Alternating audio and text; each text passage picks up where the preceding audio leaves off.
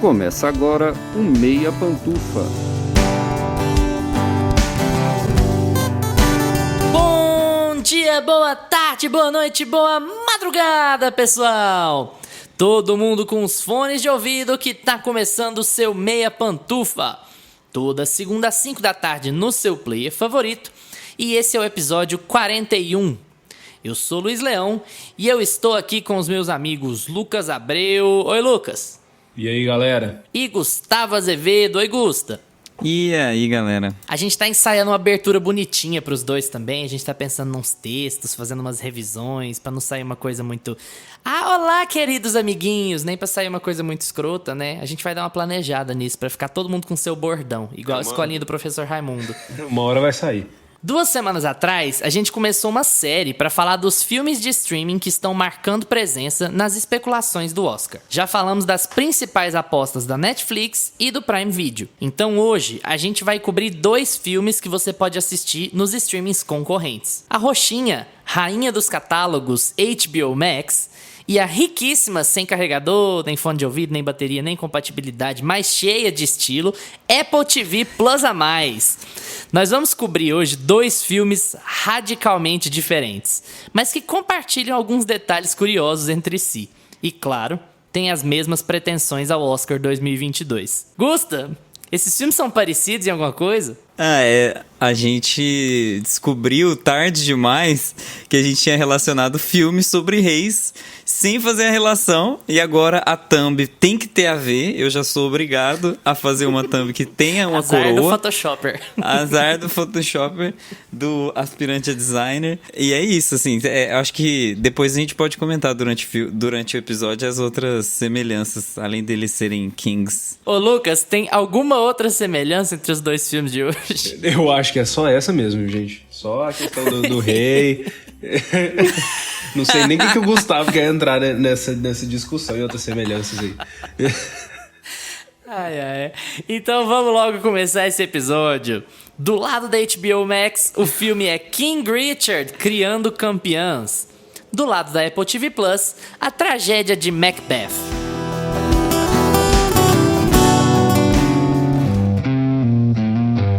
Meia opinião.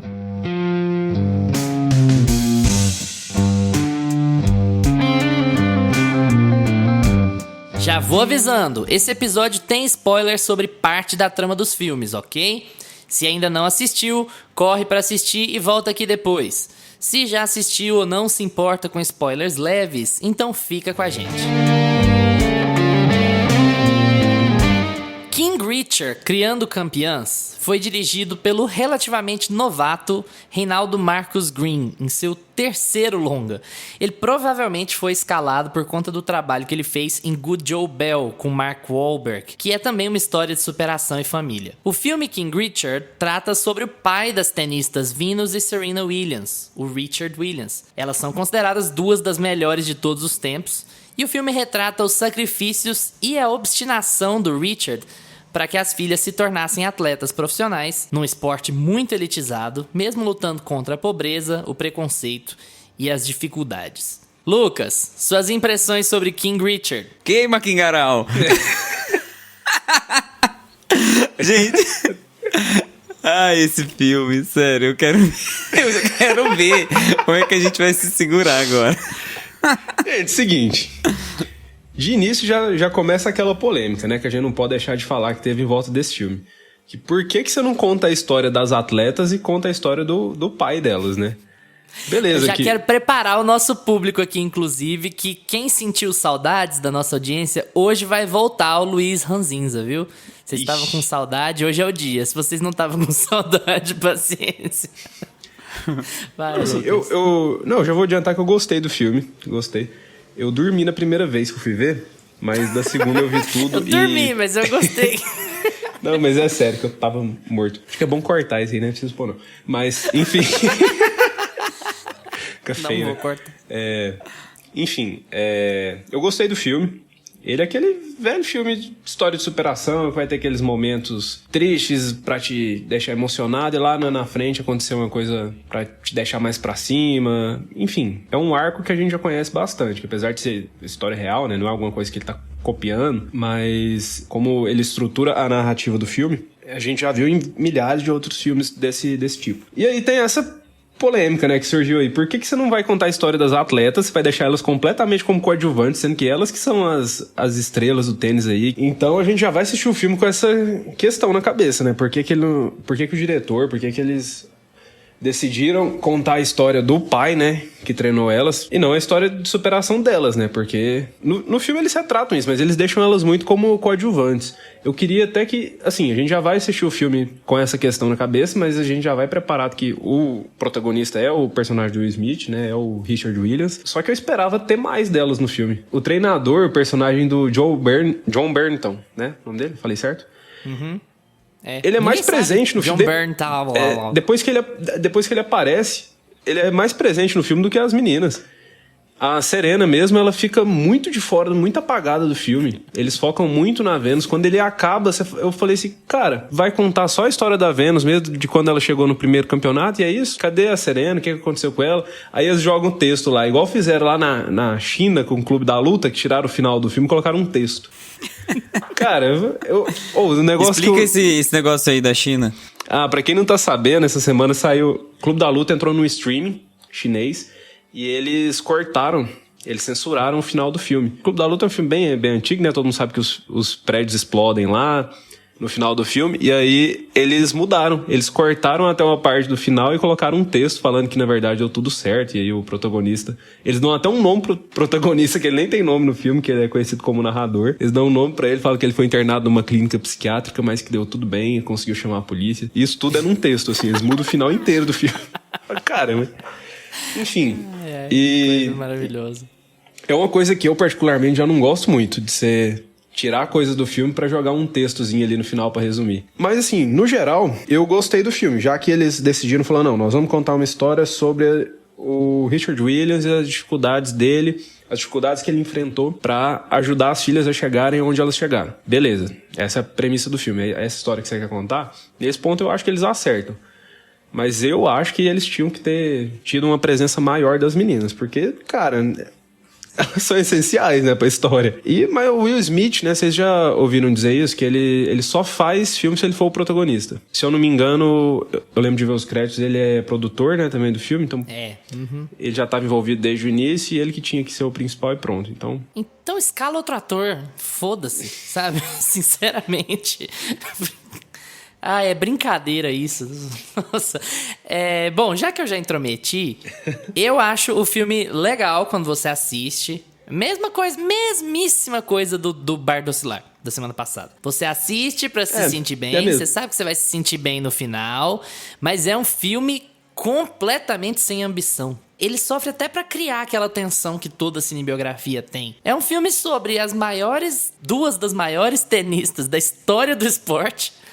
A Serena Williams talvez seja a maior tenista da história do esporte, como o filme diz no final, com as letrinhas. E o filme é sobre o pai. Não, e deixa eu te interromper. A Serena, tem uma cena, a Serena some do filme, né? Some, fica 40 minutos sem ver ela. E aí tá mostrando o dilema dele querer levar a Venus pro campeonato ou não. Aí de repente mostra a Serena olhando assim, ele conversa com ela, não, você vai ser a melhor do mundo. Aí ela desaparece de novo e aí aparece nas letrinhas, ela foi a maior do mundo. Cara... Eles acham que isso compensa. Não, a gente não vai fazer o filme sobre elas, mas a gente vai pôr uma fala aqui que o Will Smith fala pra ela que ela vai ser muito boa também. E cara, vai a merda, sinceramente. Então, você assim, tá mostrando, eu fiquei muito irritado com... É engraçado, porque eu fiquei com essa dualidade. Você sai do filme bem, você gostou e tal. O filme não é ruim, mas o filme é absolutamente banal. E como o Lucas já disse, eu acho que o Gusto ia falar a mesma coisa se o Gusto tivesse começado, ou qualquer pessoa com 3 neurônios falaria a mesma coisa. Esse filme não deveria ser sobre ele. Esse filme deveria ter uma perspectiva completamente diferente. Então ele já começa todo errado. Ele não tinha como se consertar a partir dali, porque a ideia já tá errada. Eu acho que tem. Tinha que ser do ponto de vista delas. Tinha que ser do ponto de vista delas, eu acho que teria como ele ser melhor. Esse filme deveria falar sobre os problemas dele. Ele deveria ser um filme meio anti-herói, e não um filme herói. Ele deveria ser um filme de que como... ele fosse uma pessoa pior, né? E uma pessoa pior, de como a carreira das meninas é o que é, porque ele foi um pai abusivo, porque ele colocava caco de vidro atrás da quadra pra elas não irem até atrás, isso não tem no filme. O filme poderia ter mostrado que ele escondeu os anticoncepcionais da esposa pra poder ter as meninas. Esse filme deveria ter sido sobre essa história. Ele deveria contar quem foi o cara. George Clooney. O filme é igualzinho a pegada do George Clooney. É a mesma. O Will Smith segue a mesma linha nos últimos anos. Esse filme é A Procura da Felicidade 20 anos depois. É isso que o ele Smith não faz absolutamente nada de novo nesse filme. Ele não merece ganhar o Oscar definitivamente. Não merece ele não faz absolutamente Cara, nada de novo. No começo do filme, você lembra muito com A Procura da Felicidade, velho. E no meio e no final também. É a mesma coisa. Cara, A Procura da Felicidade é melhor, né? O que os caras Com fizeram? certeza, Esse aqui é um claro definitivamente. caso, gente, de que o Will Smith é o produtor e é o Will Smith que manda no filme. O Will Smith escala o diretor, pega o diretor lá tal. A Will Smith escala o roteirista, pega o roteirista lá tal. Mas vocês vão escrever a história do jeito que eu quero, do jeito que a minha produtora quer. E a história vai ser esse quadradinho aqui do A Procura da Felicidade. Esse cara, ele tem alguns defeitos, ele é meio egocêntrico, mas ele só quer o melhor. E toda vez ele toma umas decisões dificílimas, mas que ele prova que tá certo o tempo inteiro. E aí depois ele passa por um conflito familiar que vai ser superado e vai ficar tudo bem no final. A maior parte da cinebiografia sofre desse problema, mas é a mesma caixinha do A Procura da Felicidade. Então, assim, você sai do filme feliz porque o filme não é tão ruim, mas o filme também não é bom. O filme também não leva nada, não faz nada, não acontece nada, sabe? E o filme comete o pecado de sumir com as duas maiores atletas da história do esporte. Você tinha personagens muito interessantes, numa ideia muito interessante. Gente, quais pessoas negras jogam tênis? O que era isso nos anos 90? O tênis é um esporte... Você vai aqui na rua, você não vai ver ninguém jogando tênis. Você vê gente jogando tênis em condomínio. Você vê filhinho de papai, filho de escola rica jogando tênis. Isso até hoje. Sabe? 20, 30 anos depois das coisas do filme. Então, assim, você tinha tanta coisa legal pra mostrar ali, tanta coisa pra explorar, que não fazer uma Procura da Felicidade 2, agora a coisa pega fogo, alguma coisa tipo assim. Agora os filhos são muitos. Que é o que esse filme é. Aí você decide mostrar um John Bernthal completamente tonto. Um personagem sonso, um personagem que Gente, ele é dono de vários atletas. Gente, ele é dono de vários atletas, basicamente. Ele manda na carreira dos caras. E o cara é um sonso. Você acha que realmente foi daquele jeito? Vocês acreditaram naquilo? Vocês conseguiram... Mas o Smith tem que ser o herói do filme. Aquilo não traz nenhuma verossimilhança. Pra mim, o problema do filme é justamente isso, assim. Da metade pro fim, você saca que o filme é sobre ele e que é sobre ele de um jeito errado, na verdade, que começa a ficar chato. E assim, eu faço uma pergunta pra vocês. Por que o filme chama King Richard? Por que ele é o King Richard? O filme responde essa pergunta satisfatoriamente? Tipo assim... Não, o filme não fala isso nenhum. É bizarro. É muito bizarro. O filme claramente poderia ter se chamado The Williams e contado uma história de família. Pronto. Não, ele decide ter chamado The William Smith. Um filme de Will Smith. Interpretado por Will Smith. Produzido por Will Smith. Dirigido por Will Smith. Criando o William Smith, criando dinheiro. Isso pra mim me lembra tanto o Irmão do Jorel. Eu imagino muito a vovó Gigi assistindo na TV, sabe? Will Smith, protagonista de Will Smith. Steve Magal. Cara. Exatamente. Ai, gente, não. Mas é isso, sabe? Não dá pra entender umas escolhas que o filme toma. Porque igual o Gustavo falou, ao invés dele falar, não, vou mostrar a história real desse cara então, vou humanizar ele mesmo, falar as coisas ruins que ele fazia. Não, ele põe as coisas ruins que ele fazia era ser chato. Ele fica a vida inteira atrás de um treinador, ele consegue um treinador, ele fica lá enchendo o saco do lado. Fala, meu amigo, dá licença, vai sentar ali. Aí a hora que chega o povo pra negociar, sua filha tá dando certo, vamos pegar um patrocínio aqui pra você continuar. O cara peida, mano.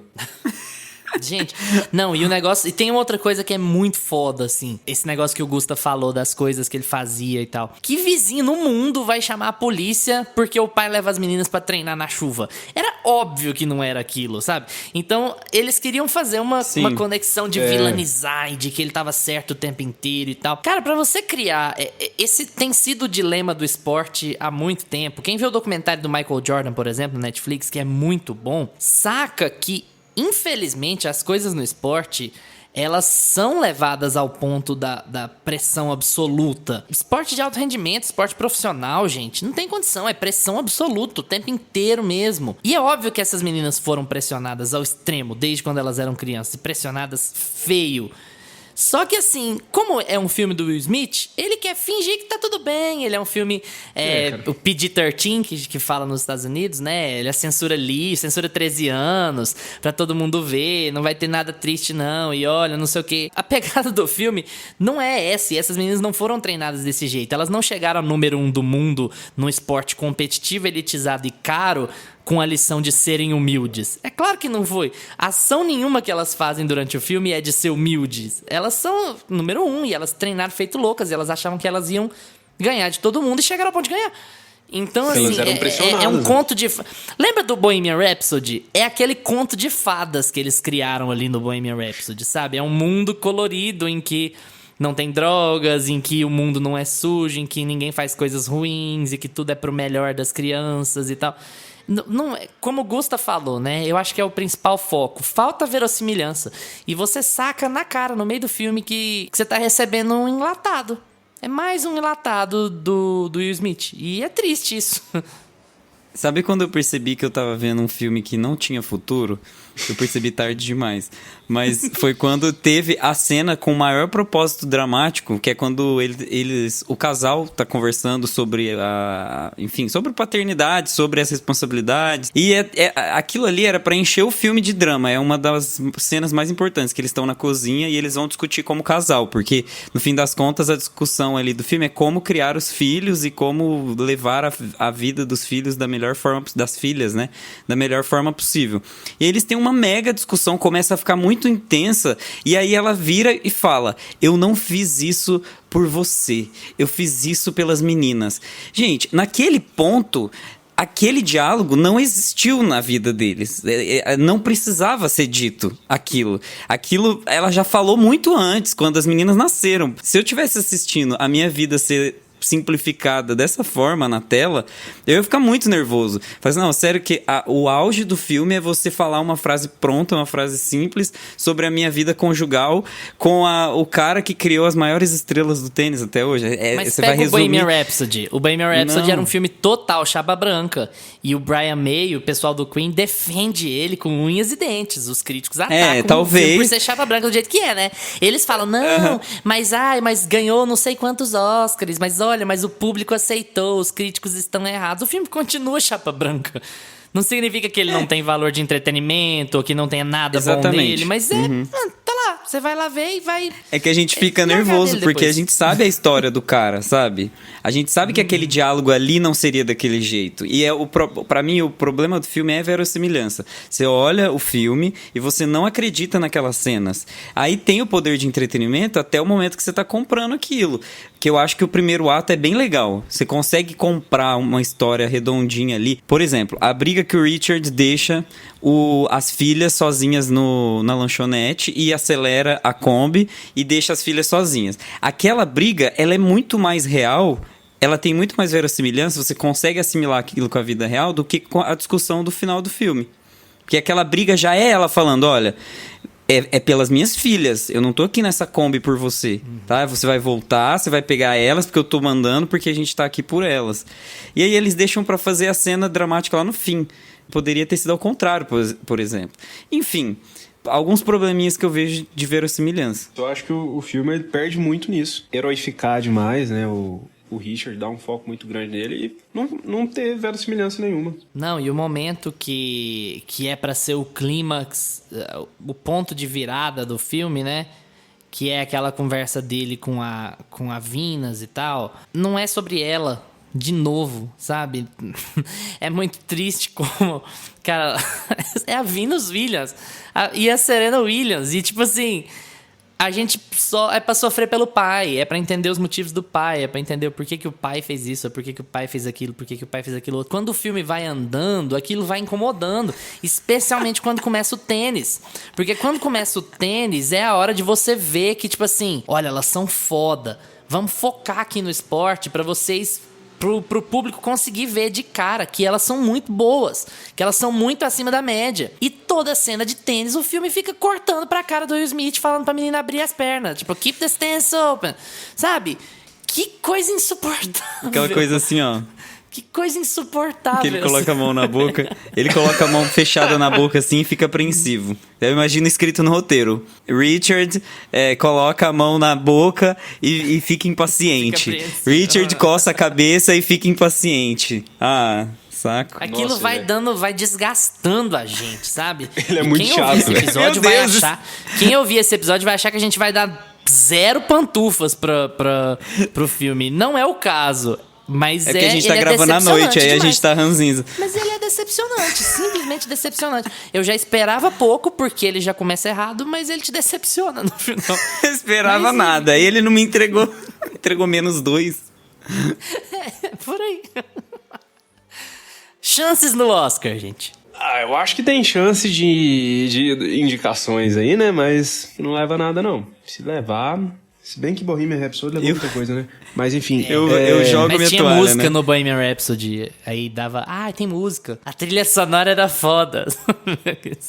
Queen, né? Quando eles jogam assim, propositalmente, né? Outra coisa que o filme faz, nos créditos eles jogam umas imagens reais ali, umas filmagens do Richard real e as meninas, né? A Serena e a Venus. Pra você ver, falar, olha como eles estavam iguais e tal. Como tava parecido, E, assim, né? Nossa, merece ficou o parecido Oscar. fisicamente. O Will Smith tá que nem tanto. Ele só deixou uma barba grisalha ali e tal. Mas as meninas eu achei muito parecidas. A atuação dele é ficar encurvado. Você vê que o Richard, ele era meio corcunda, assim, e essa é a atuação dele. Ele vai dirigir, igual aqueles velhos. Ele dirige encurvado. Ele dirige assim. De resto, é o Will Smith de sempre, né? Que não é ruim, mas que não tem nada novo. Não tem nada marcante no filme, né? Esse é o problema. Eu acho que ele não deve ir por... Nada. A atuação do Smith tá absolutamente basic bitch. Ele tá fazendo a mesma coisa que... Basic Smith. Basic Smith. Ele tá fazendo a mesma coisa que ele fez em A Procura da Felicidade, que é um filme bem melhor. Um filme muito mais inspirador. Um filme que já... Que Muito tá mais já... emocionante. Acho que assim, ele não é datado. É um filme que não fica datado, porque o King Richard já apanhou no marketing. Cara, como que você apanha no marketing? Ou seja, foi uma decisão errada lançar esse filme dessa forma e executar esse filme dessa forma. Eu acho que ele não deveria ganhar o Oscar de nada, porque é você fazer um xizinho no... Podemos fazer o que quisermos, contanto que a gente toque em pautas raciais, pautas sociais, parará. Não é bem assim. Não é porque você está falando sobre pautas que são interessantes que o filme não nasceu errado, que o filme já não é datado, que o filme tem seus problemas. Pera lá, tem uma diferença. Concordo, gênero, número e degrau. Não deveria nem ser indicado a nada, nem o Will Smith, pra falar a verdade. Eu acho que vai acabar Certamente vai ser indicado mas eu o acho Will que também não Smith. deveria. não. Deus sabe, né? Green Book já ganhou o melhor filme, mas no mundo normal, esse Novo filme não deveria normal. ser indicado a nada, nem ganhar nada. Como é o nome do completamente filme encaixotado. do BoJack Horseman que ele faz sobre a própria carreira e aí ele acha que ele vai ganhar o Oscar e perde? É tipo É o esse filme. Secretariat, não é sobre a própria se- carreira, é sobre o cavalo de corrida lá, que ele era Exata. fã.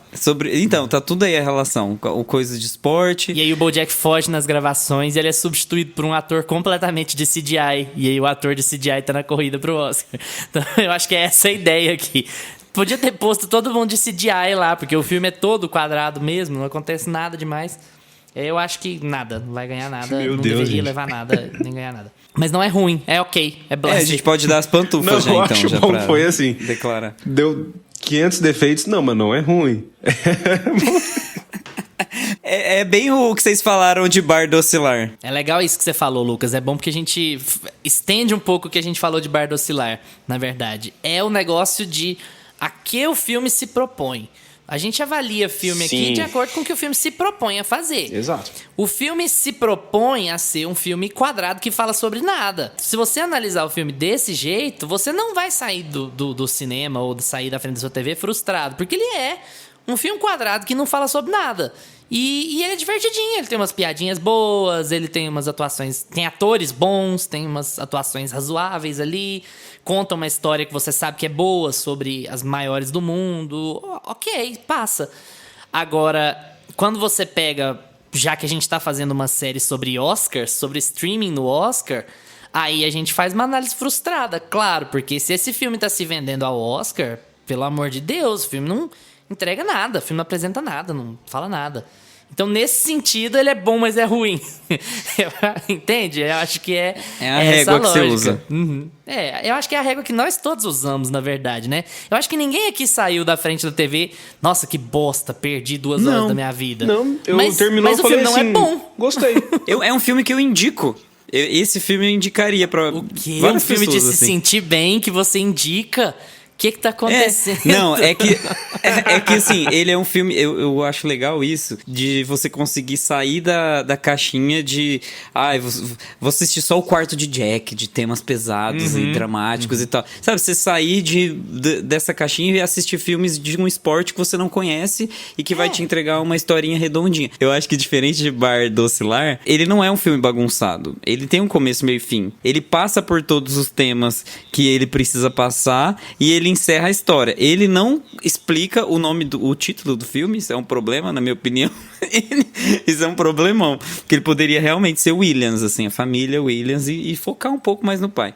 Mas ele é pretencioso demais, Will na minha Smith é família Williams. Se chamasse assim, talvez ele topasse, sabe? Exatamente, Will Smith Precisava do em... King. Pantufas. Lucas. 6 pantufas. É um filme que eu gostei. Eu também recomendaria ele. Não acho que ninguém tá atuando mal ali. O Will Smith tá no piloto automático, mas é aquela história, né? Não entrega nada de novo. Ele vai fazer um personagem, assim, uma pessoa... Vai interpretar uma pessoa que realmente existiu. E ele não se dá o trabalho de estudar aquela pessoa direito pra fazer uma coisa que vai... Sei lá, que vai chamar a atenção, enfim. É um filme totalmente que ele faz no piloto automático. Pra mim, o maior problema desse filme é tirar o foco das meninas, deixar elas completamente de escanteio. Mas eu gosto do John Bernthal no filme, porque a gente é acostumado com ele fazer uns personagens brutos, assim, falando grosso, e ele tá um cara... Eu gostei dele fazer uma atuação diferente do que ele faz, geralmente. E... Um frouxo, né? Ele tá um frouxo nesse filme Gostou mesmo. dele fazer uma atuação diferente que ele faz, fazer ruim dessa vez. Não, mas eu acho que ele tá bem no filme. Acho que o personagem dele é um... O personagem é um pouco ok, mal eu escrito. concordo, É, eu concordo. personagem Eu só não que é o queria perder problema. timing. Mas quando ele aparece assim, ele Não, tá ele bem. tá bem. Ah, lembra quando a Lucille Ball tava reclamando lá no Apresentando os Ricardos que o pessoal que escreveu ela estupidamente? Eu acho que é a mesma coisa aqui.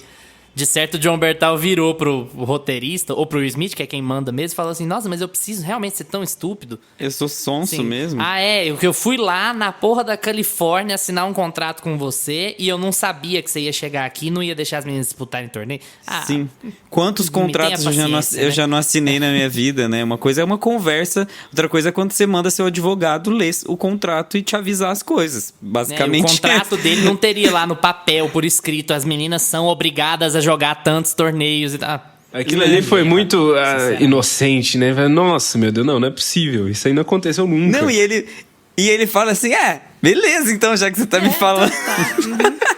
Não é tipo assim, vaza daqui, não. Você me enganou, você me traiu, sai daqui. Não, chegou uma hora do filme que eu tava pensando assim, já falei, gente, peraí, o cara, ele trabalha com isso, ele foi lá, ele viajou, ele alugou um trailer pra eles irem, ele gastou, ele tá mantendo a casa dele, ele deu emprego pro Richard, treinando as meninas de graça. Ele não tá ganhando nada. Você acha que ele não fez isso pensando em ganhar 1 centavo? Você acha que ele não ia bater o pé pra elas participarem de campeonato, de torneio? Pelo amor de Deus, cara. Uma palhaçada total. Uma coisa que ele se propõe a fazer, que ele faz, é ser um filme leve, é ser um filme que vai contar uma história de superação dentro do esporte. E eu acho que isso ele consegue fazer. Ele tem realmente um início, meio e fim, mas o problema é deixar ele tão superficial e fazer o filme ser o que, na verdade, não foi bem assim que aconteceu, né? Sim. Ele é um filme que nasce errado. Eu já fui assistir ele com má vontade. Mas eu também. Eu fui assistir ele com muita má vontade. por tudo isso que o Lucas falou, por ele ter precisado, ele precisava de um foco diferente, ele precisava que as meninas aparecessem mais, mas como ele decidiu aparecer só com o Will Smith, a história do Will Smith é bem contada. Tem o começo, o meio e fim, tem o propósito. Escrevi a história das minhas filhas antes delas nascerem, eu vou fazer cumprir, elas vão se divertir, porque é tudo bacana, o mundo do tênis é legal, e a gente vai enfrentar os vilões brancos, e a gente vai dançar na quadra deles, e a gente vai humilhar, por mais que a gente tenha que esperar, com vontade de ir no banheiro, sei lá, sabe, assim... É legalzinha a história, não é nada demais, mas é legalzinha. Então essas pantufas que eu tiro é disso. Nasceu errado, então já nasce com 4 pontos a menos. Então eu vou dar 6 pantufas pra esse filme. Ah, tô com vocês. Eu ia dar 5, mas eu acho que eu tô Luiz Ranzinza hoje. Eu vou dar 6. Não pode dar uma nota menor que Matrix Resurrections. Proibido, pelo menos isso, né, gente? Posso sim, é melhor. Esse filme é pior do que Matrix Nossa, Resurrections. nunca no Brasil. De longe, de longe. E também não vou me estender. É tudo que o Gustavo disse. O filme começa errado, mas quando ele conta a história do Will Smith, ele conta bem. Do King Richard. Do Will Smith, a história do Will Smith. King Richard, Criando Campeões, é um filme da Warner Brothers e, portanto, assim como todos os seus maiores lançamentos, fica disponível na HBO Max Brasil após 45 dias de sua estreia nos cinemas. Ou seja, não é um filme original Max, mas tá lá. Então, você já pode abrir o seu app da HBO Max e assistir quando quiser. Lembrando sempre, Gustavo... Se você tiver uma assinatura. Se você não tiver, você tem que procurar outros mecanismos.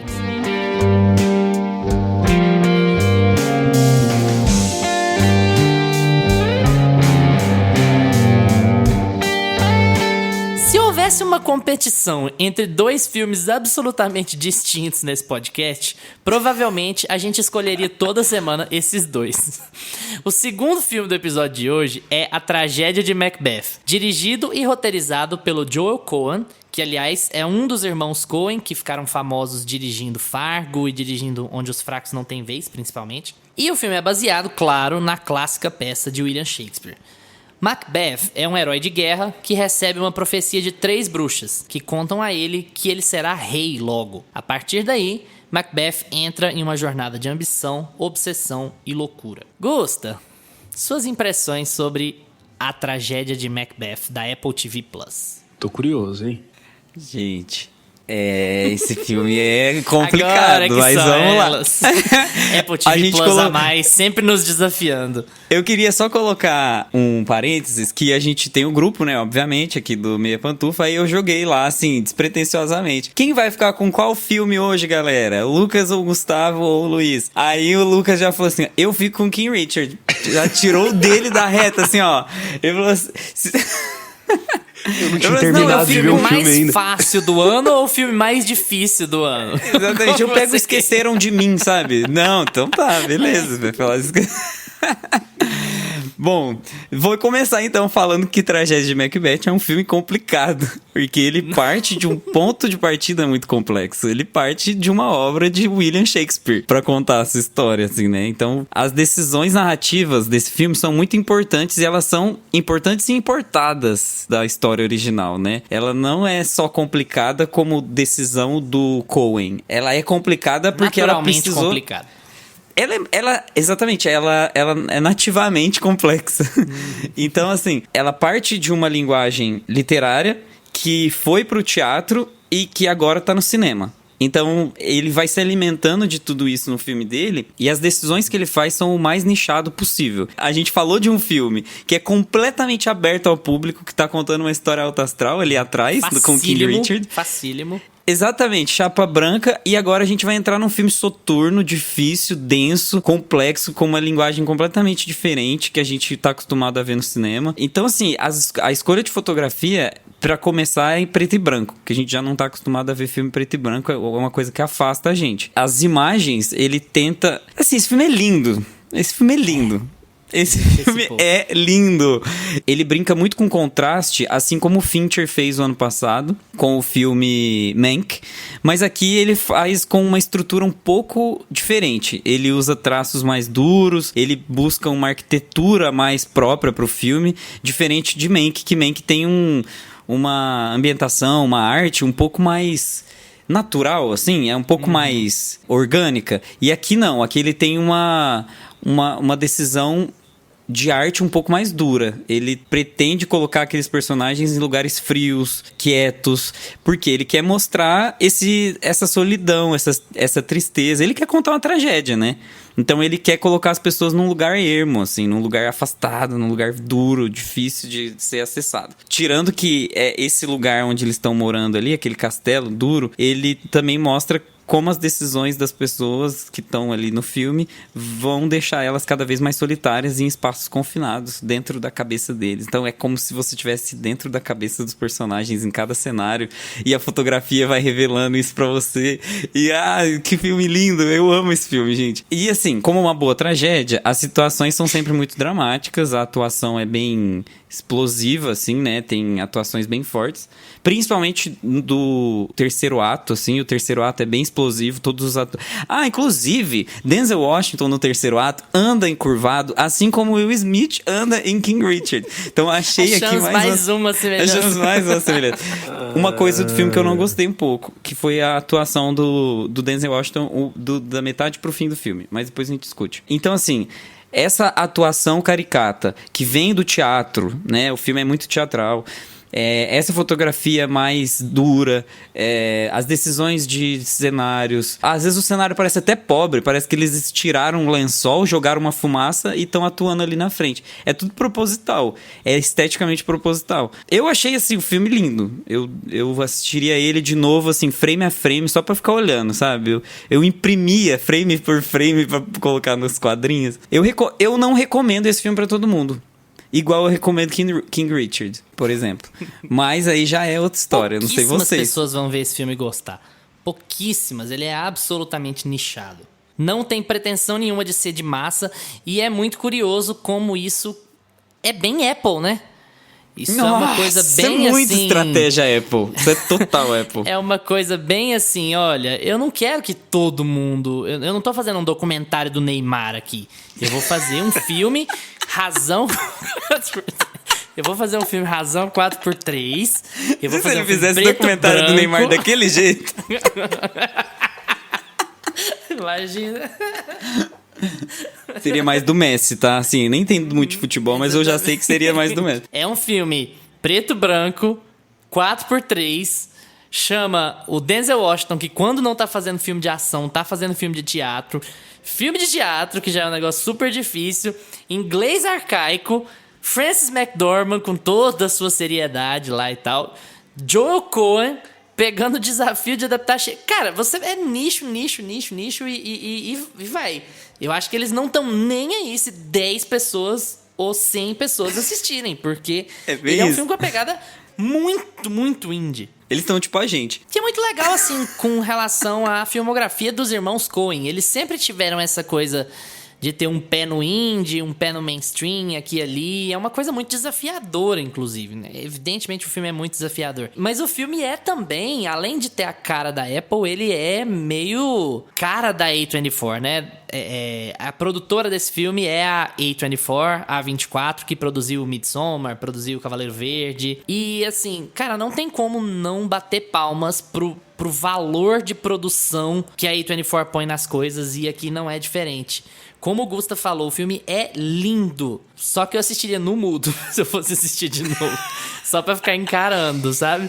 Porque o filme é muito bonito. O filme é claramente muito inspirado no Sétimo Selo do Bergman, que tem um cenário meio do teatro e um ritmo meio lento e aquela coisa, conversas com a morte o tempo inteiro. No caso aqui não tem conversas com a morte, mas muitos monólogos, né?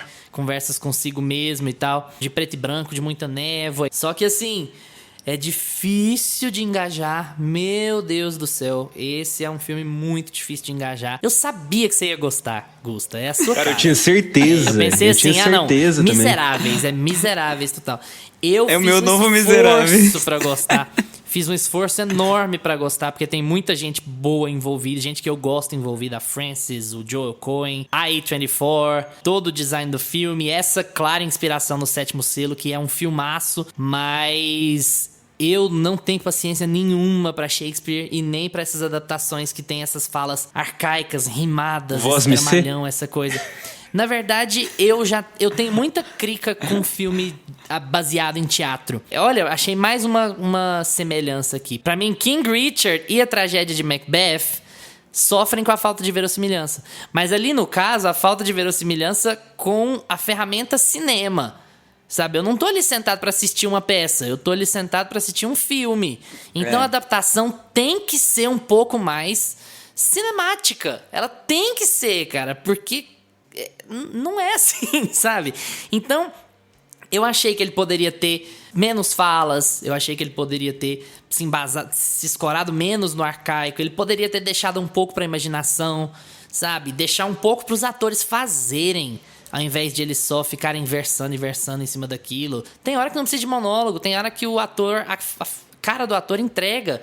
Isso é atuação de cinema. Você não precisa ficar falando o tempo inteiro. Só que todo filme que é adaptado do teatro sofre disso. Então tem que entender, assim. Mas o negócio do inglês arcaico atrapalha muito. E eu acho que é muito diferente da bruxa. Porque a bruxa, por exemplo, tem o inglês arcaico, mas ele tá dentro de um contexto de época, não de um contexto de estrutura, que é o contexto ali de ser uma peça, de ser um teatro e tal. Então o filme desengaja, pra mim pelo menos, ele desengaja total, porque tem muita fala e muito monólogo, e monólogos muito difíceis. E aquilo vai cansando, sabe? É porque a gente ia gravar. Porque se a gente estivesse assistindo à toa assim, eu não sei se eu teria conseguido chegar no terceiro ato, que eu acho bom. Eu acho legal quando começa a ter uma briga de espada, quando você vê a Frances atuando de verdade, que ela tá surtando, que ela tá tal. Aí eu acho legal, eu acho que o filme funciona, porque ele tem um pouco mais de coisas acontecendo e tal. Mas ele é bonito e chato. Então eu não consegui engajar mesmo. Eu acho que ele tem momentos em que ele consegue te engajar na história. De resto, ele te engaja só no visual. E aí o visual, cara, cinematográfico.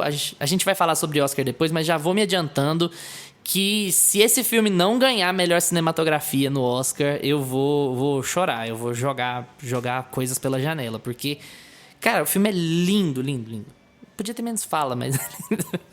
Vai, Lucas! Agora nós estamos descendo a escadinha do gosto da tragédia de Macbeth. Prepara o coração agora. Eu vou sair aqui da chamada.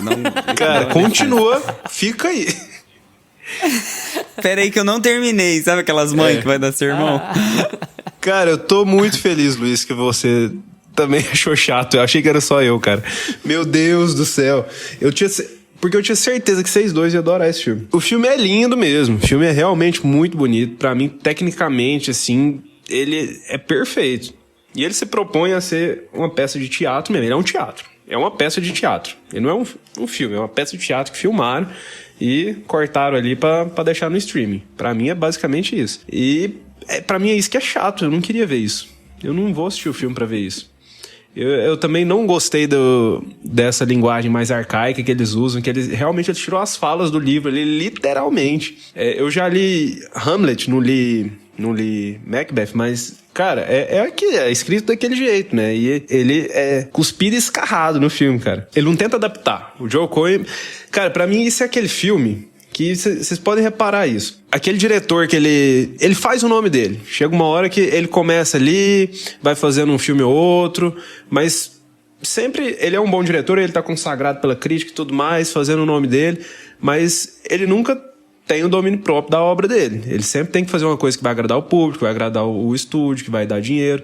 Aí ele chega numa altura do campeonato que ele pode fazer o filme que ele queria fazer a vida inteira dele, que ele foi fazer cinema pra fazer aquilo. E é Shakespeare. Cara, isso acontece com a maioria dos diretores consagrados, assim, os diretores bons mesmo. Eles chegam um ponto da carreira que eles falam, esse é o meu filme agora, me deixa. É pra quem quiser ver e pronto. E eu sinto muito que eu pesquisei algumas coisas sobre o filme, mas não vi nenhuma entrevista do Joel. Mas eu sinto muito que é isso que o Joel quis fazer. Que esse é o filme que ele sempre quis ter vontade de fazer no cinema.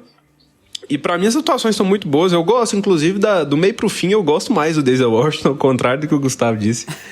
E eu gosto das atuações. Porque o filme é quando o filme abraça o teatro, né? Ele fica fingindo que ele é cinema e no final ele abraça o teatro. Já que é pra fingir que é teatro, então vamos gritar, ser dramalhão, fazer expressão, caras e bocas e tal. Aí eu acho que funciona, ele tem uma... Eu acho que o Denzel Washington tem uma atuação muito street, assim. Eu acho que ele perde um pouco essa coisa do clássico, da metade pro fim do filme. Ele fica com uma atuação mais próxima do que ele faz nos filmes clássicos dele do que ele deveria estar fazendo aqui num filme que tem pompa, sabe? É um filme que pega na caveira, levanta pra cima e faz perguntas. Eu acho que ele tinha que... Eu sei que isso é de Hamlet, hein? Mas eu acho que ele tinha que ter mais pompa, assim, na atuação. Ele tinha que ter mais tato, sabe? E eu acho que ele ficou muito... Ele se empolgou demais. Mas também, assim, né? Dá uma empolgada. Deixa é muito bom que a única coisa que o Lucas gostou no filme foi a que você não gostou. Não. A única coisa que eu gostei... Extremo Cara, oposto. eu gosto é quando ele dá uma surtada mesmo. Tem umas horas que ele tá todo assim, falando aquele inglês, todo decoradinho, assim. E aí ele dá uma surtada, assim.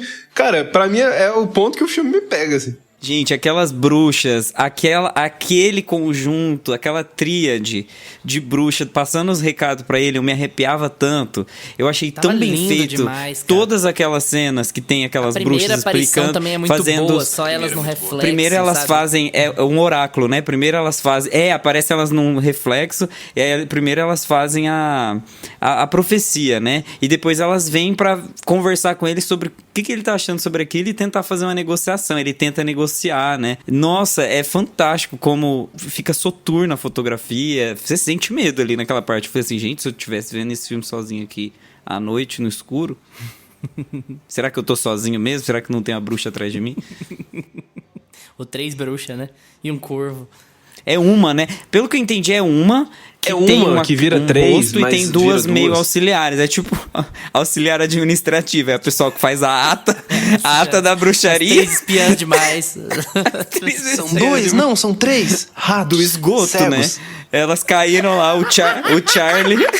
O Charlie chamou elas pelo duto, elas caíram e voltaram, sem... Meu Deus. Ratos Cegos. Ouviste? Certeza, 3... Ai, mano.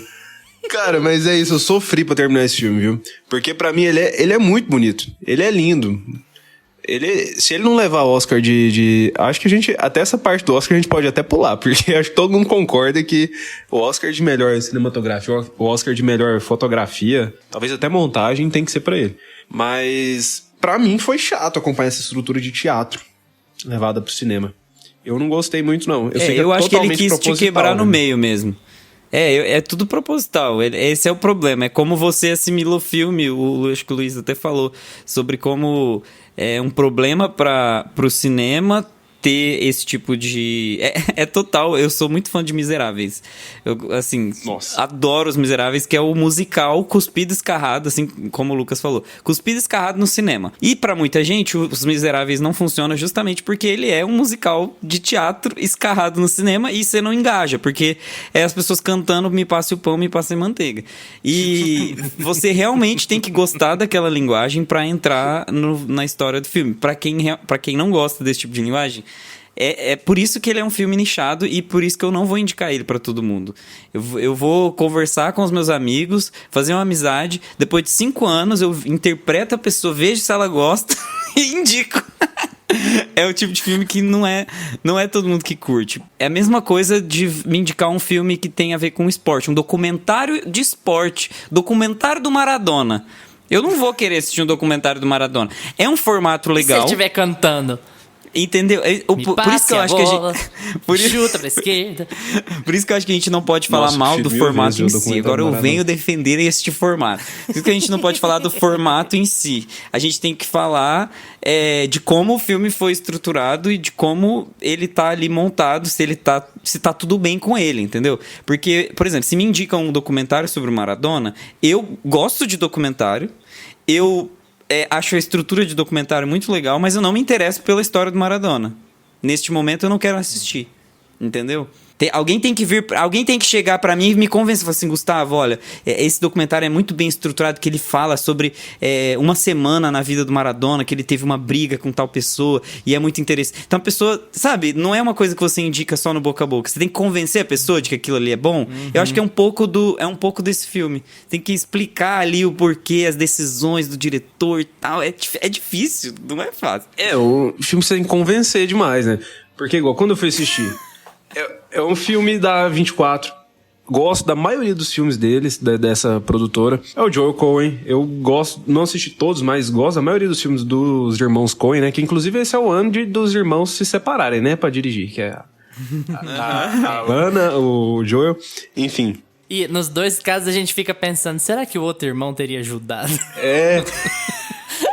Então, assim, eu gosto do diretor, eu gosto dos filmes da produtora. Acho que o Gustavo falou sobre isso, sobre o filme ser preto e branco, né? Que já dá uma afastada no público. Eu não tive problema com isso, eu já vi o trailer e já achei ele bonito logo de cara. Então já fui sabendo que ia ser um filme bonito, do diretor bom, com ótimos atores. Então eu fui com toda a boa vontade do mundo pra ver o filme.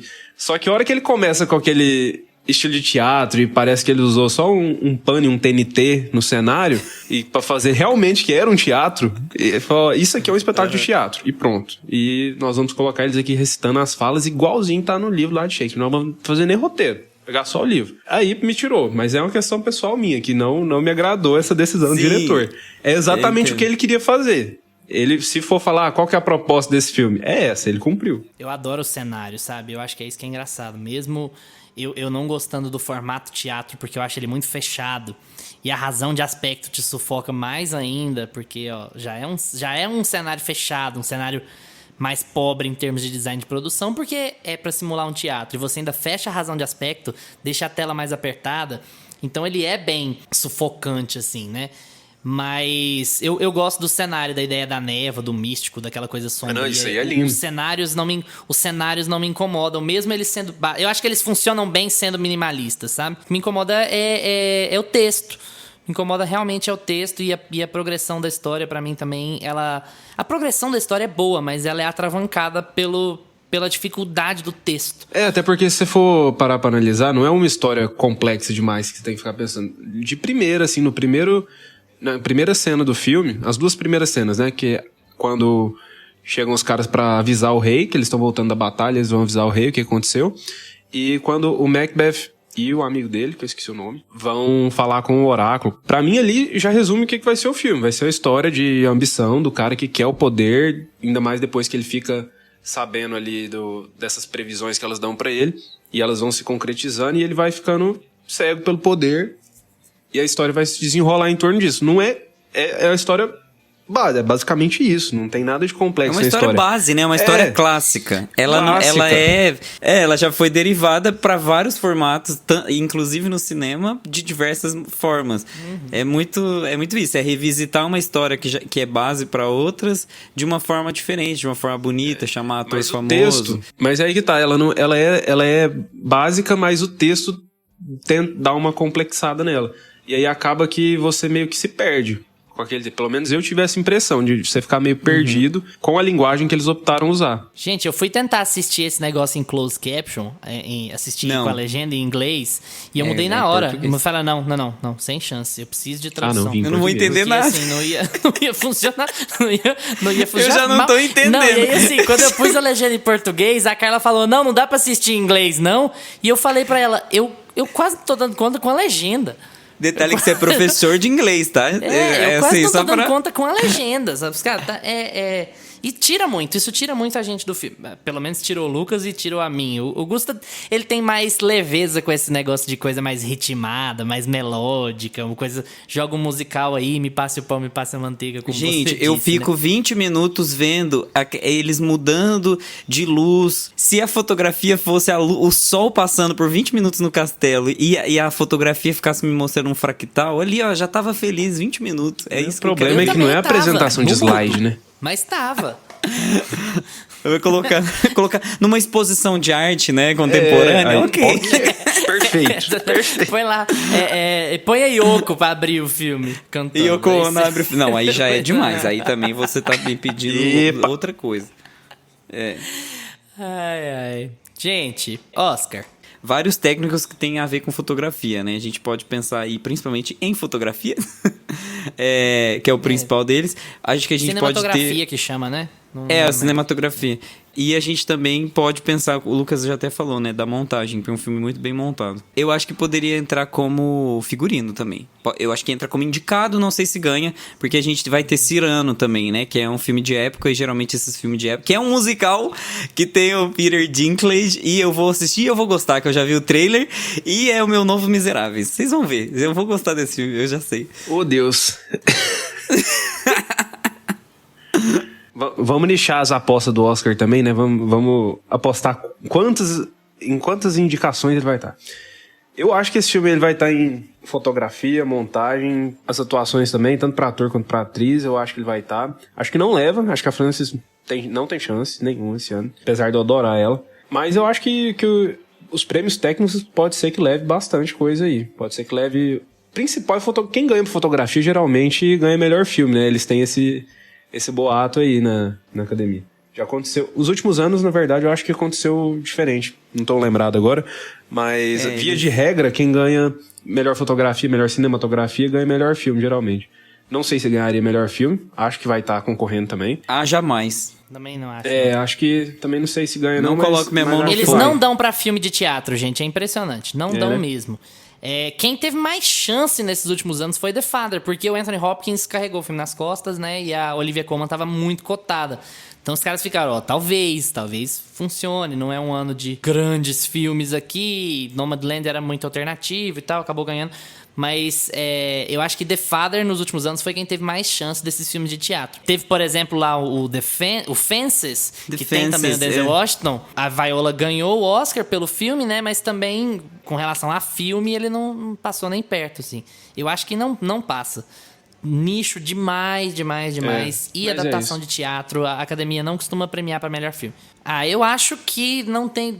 Na verdade, isso é quase uma torcida, né? Não tem para ninguém em cinematografia.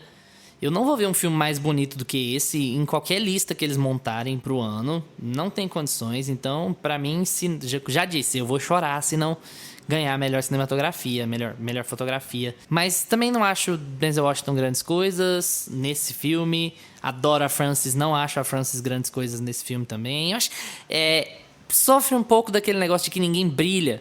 Que o Gusto falou de um filme na semana passada. Ninguém brilha, sabe? Eu acho que as atuações são meio sem sal, assim. Sei lá, eu acho que cinematografia, outras categorias técnicas, vai conseguir algumas indicações de atuação sem problema nenhum. Gusta, pantufas. Vamos lá. Do meu coração, quer dar 10, tá? Meu coração quer dar 10, porque eu amei esse filme, eu amei muito. Mas eu não posso ser incoerente e deixar de falar de Denzel Washington, que, assim, tá muito presente no filme e da metade pra frente não me agradou na atuação. Então eu realmente não vou dar 10, porque eu percebi isso no filme, isso realmente me desagradou. E eu acho que ele tá com uma atuação mais street do que clássica, então isso me tirou um pouco do filme. Eu acho que o filme tem muita pompa e aí ele ficou um surtado meio truculento, meio rua e não castelo. Eu achei que eu senti isso muito no filme. Vai 9, mas assim, eu assistiria esse filme assim, todo dia eu chego em casa, tiro o som, sabe, pra dormir, você já deixa assim sem som, coloca não, só... pra dormir um pouco de medo da parte da bruxa, eu pulo. Aí eu concordo. A parte da bruxa eu tiro, eu conto, Alexa, pular 3 minutos de bruxa, aí ela pula pra mim, entendeu? Mas é isso, gente. 9, acho um filme impecável. Já tá, assim, nos meus clássicos dos clássicos preferidos. Eu vou dar 7 pantufas, porque eu acho que esse filme ele acerta em muita coisa. Ele cumpre tudo que ele se propõe a fazer. É o que o Joel Coen queria fazer, essa questão de levar o formato do teatro, de fazer uma peça de teatro, praticamente. E ele cumpre isso muito bem. A proposta do filme é essa, mas... eu acho que isso pelo menos aconteceu comigo, aconteceu com o Luiz, me afasta um pouco do filme. Isso não faz com que eu entre na atmosfera do filme, que eu me importe muito com aquela história. A linguagem que ele opta por usar, né, esse inglês antigão, isso foi me tirar do filme. Então, eu tive que terminar de ver o filme na marra, assim, porque realmente a fotografia é linda, Tecnicamente, eu acho que ele não tem nenhum defeito, as atuações são ótimas. Denzel Washington, do meio pro fim, tá maravilhoso nesse filme. Discordo muito do Gustavo nisso aí. Pra mim, ele tá ótimo nisso daí, do meio pro fim. Mas é isso, cara. Não me agradou o formato de teatro, nem a linguagem. Isso me deixou o filme bem chato pra mim, bem assim, aquele filme que você vai assistir pra dormir mesmo, Gustavo. É um filme que é pra dormir. Então assim, eu vou dar 7 porque onde ele acerta muito. Na cinematografia. É, mas é isso. Esse filme é da A24, gente. Ele tá na Apple. Ele devia estar no MUBI. É mesmo! É muito Ele devia estar no MUBI. Mas ele tem cara de Apple também. Mas eu assistiria King Richard umas 3 vezes e não assistiria Tragédia de Macbeth. Gente, antes de eu dar as minhas pantufas, eu preciso fazer uma explicação. Preciso de verdade. Porque é o seguinte, eu acho que a gente aqui, nós somos entusiastas de cinema. A gente não quer pagar de entendido, a gente não acha que paga de entendido nem nada. Nós gostamos e a gente quer compartilhar com vocês o que a gente gosta e o que a gente acha dos filmes que a gente acompanha. Só que eu acho que existe uma grande diferença entre o nosso gosto pessoal e entre avaliar uma obra pelo que ela se propõe a fazer. Qual público ela quer atingir, o que ela quer mostrar, de que maneira que ela quer mostrar, quem está envolvido, por que quem está envolvido fez daquele jeito. Eu acho que tudo isso tem que ser levado em consideração. Eu tenho muito essa briga com alguns familiares, quando eles me perguntam, por exemplo, quem que é melhor, Nirvana ou Foo Fighters? Eu sempre falo assim, Nirvana é melhor, mas eu gosto mais de Foo Fighters. E sempre rola uma crica e tal. E aí você fica... Mas é basicamente isso. No que ele se propõe a fazer, em termos de marcar uma geração, em termos de marcar um movimento, Nirvana, não tem a menor discussão. Em termos do que eu ouço quando eu chego em casa, ou quando eu tô no carro, alguma coisa, eu ouço outra coisa. Existe então, o bom assim, e existe o que você gosta, né? Então, a gente tem que avaliar essas coisas de acordo com o que elas se propõem a fazer. Na medida que eles não queiram te enganar. Eu acho que um filme igual King Richard, por exemplo, ele quer te enganar. Ele quer se vender como um filme antirracismo, ele não é. Ele quer te vender um filme da Serena Williams e da Venus, ele não é. Então, esse é um problema. Então, eu não tenho como dar uma nota baixa para esse filme simplesmente porque eu não gostei de acompanhá-lo, por conta do inglês ou por conta das ferramentas e tal, não sei o quê. No que esse filme se propõe a fazer, ele é muito bom. Ele é muito bonito. As atuações entregam o que se espera delas. O ritmo do filme tem o ritmo que é esperado de uma peça de teatro, de uma adaptação do Shakespeare. Avaliando com o que o Joel Coen queria entregar, não tem muito que dava pra mexer ali. Avaliando com o que ele queria entregar, é aquilo ali mesmo. Então eu vou dar 8, mesmo não tendo gostado, mesmo ficando sem assistir por sei lá quanto tempo, porque eu não gosto desse inglês arcaico, eu não gosto de Shakespeare, eu não gosto de filme teatral, mas no que o filme se propõe a fazer, ele é excelente. Como o próprio Gusta disse, ele que queria dar 10. Eu não vou recomendar esse filme para as pessoas. Se você for um entusiasta de teatro, ou muito, muito entusiasta de cinema, ou acompanhar Oscar, vai lá e assiste, porque vale a pena. Mas se você não for, esquece. Não vai aguentar meia hora do filme. Sem chance, porque ele é muito difícil, muito nichado, muito complicado. Então tem que dar 8, mesmo não tendo gostado. Mesmo tendo saído mais leve de King Richard do que de Tragédia de Macbeth. A Tragédia de Macbeth é um filme muito melhor, porque ele se propõe a uma coisa completamente diferente e ele entrega o que ele se propõe a fazer. A Tragédia de Macbeth está disponível na Apple TV Plus, ou como ela é conhecida aqui nesse podcast, Apple TV Plus a mais, carinhosamente conhecida. Assim como o Prime Video, a assinatura do streaming custa só R$10 e eles vêm com tudo lançando conteúdo original de muita qualidade, viu? Corre lá pra assistir. E aí, pessoal, gostaram do episódio? Concordaram muito com a gente? Discordaram muito da gente? Esse episódio pode dar o que falar, viu? Vamos trocar uma ideia no Instagram ou no Twitter, @meiapantufa, porque a gente responde tudo que aparece por lá. Valeu pela atenção de vocês. Tchau, Gusta. Tchau, gente. Tchau, Lucas.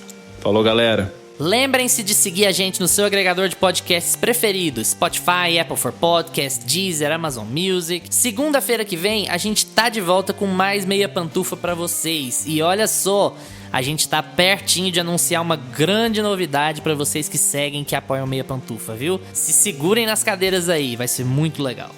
Tchau!